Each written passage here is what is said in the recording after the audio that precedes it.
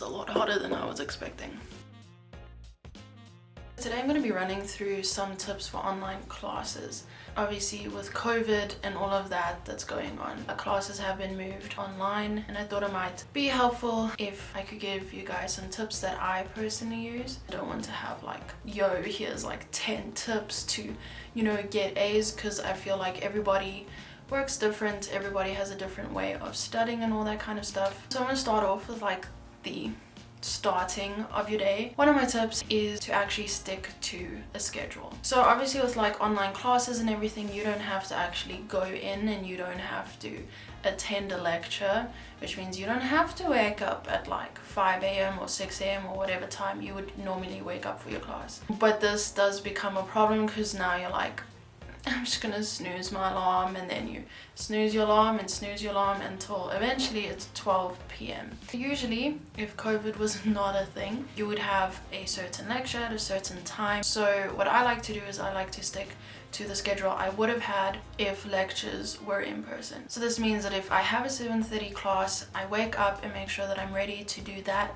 module's work during that time. Have a designated study area if you can. I personally don't like to have it in my room because my room is kind of like my chill area. I just find that I don't get to fully relax. This also allows you to just, when you're in that area and you've designated for studying, you just get your mindset right. You're in that study mode, you're in your work mode. Try your best to avoid studying on your bed, because your bed's comfortable and falling asleep or even like not doing your schoolwork is way too easy. Along the line of a designated study area, make sure that it is a clean area.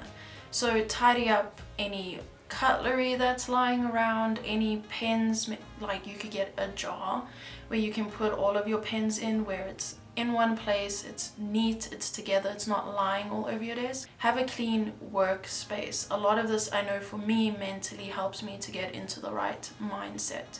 If I have a clean area, I feel like mentally my brain's clean. I don't know if that makes sense, but it's just a mental thing for me. So one of my tips is to have a clean work area. Another tip that I have is to work for 50-60 minutes and then take a 10-15 minute break. Normally my lectures would be 50 minutes, so I will work for 50 minutes on that specific module that I have, like I said earlier, with the timetable that I'm sticking to. And once I'm done, I will actually take a 10-minute break. Now this involves me actually standing up and going away from where I am studying.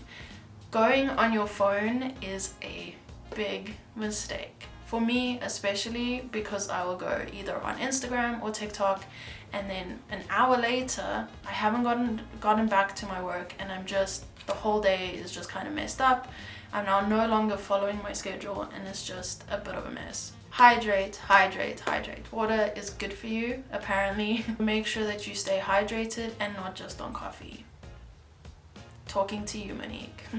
I've not been so good on the water drinking part. Another tip that I have is to actually plan out your week. So I like to do this either on a Monday morning before I start with my week or with any of my lectures, or on a Sunday evening, is to actually plan out your week. So write out what you have to do that week. So if you have tests or important projects that are due, make sure that you for that week have planned it out. You can use a weekly planner, you can use Google Calendar, anything that works for you. I like using Trello because I can have different cards, I can have to-do lists in that card, and then I can then see my whole week in one space on my computer. Do your assignments or projects when you receive it. Start on it the day that you get it. The longer you leave it, the less time you have to complete it, and the more stressed you will become in the end. And I know that it's easier said than done, but actually starting with your projects and finishing it earlier just takes that pressure and stress off of you, so that you can focus on other things that are important. What I like to do is I like to write out all my important dates in one place so that I can see it, to make sure that I don't forget anything.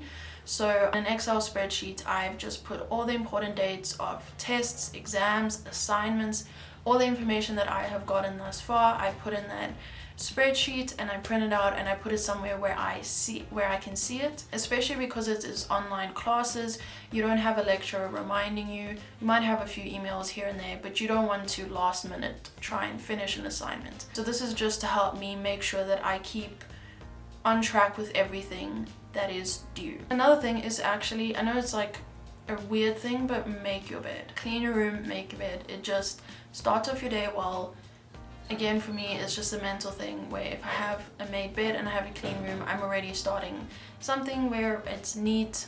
It won't make me want to climb back into my bed, all that kind of stuff. These are just some tips that I use in order to stay on top of my work and to make sure that I don't fall behind. Yeah, I hope this was helpful and that you can use some of these tips. That's all for today's video. So I will then see you guys in my next video.